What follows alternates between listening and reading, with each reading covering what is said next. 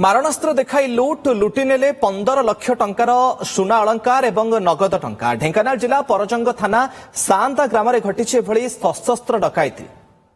सांदा महाविद्यालय निकटे रहुतबा सुरेश चंद्र पाणी घरे गतकाली राति किछि दुर्बृत्त पशिथिले। कबाट भांगी घरे पशिबा परे दुर्बृत्त माने सुरेश और तांको पत्नी को खंडा और भुजाली देखाई भयभीत करने सहित माड़ मारिथिले।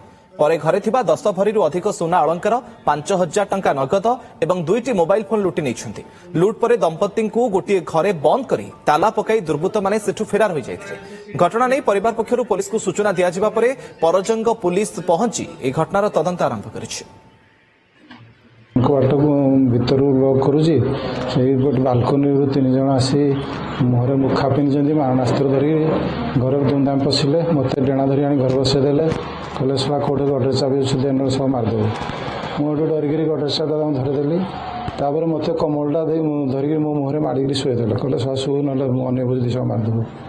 से गडरेज खोलिक सब जहाँ था ने मो स्त्री बेड्रे शुला टाणी आनिक चेनटा छड़े ने बाहरटे देले कहले आउ गोटे सुना रखीचु दे ताड़ू सब छड़े ने आउ जहाँ थिला सब सुना सुनी नेला पुणी आमको भितर लॉक करदेले।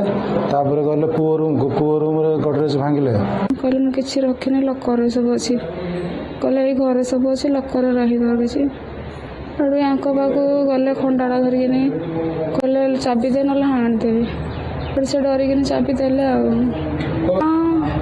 बाड़ी रे मत पिटी बड़ खंडाटे धरते भुजालीटे धरते छोट बड़ कि अस्त्र दीटा बड़ बाड़ीटे जे बाड़ीटा रूम रे पड़ी आर आसी नहीं गले मत बाड़िया पिटा कर मो देह दरज फरज हो जाए।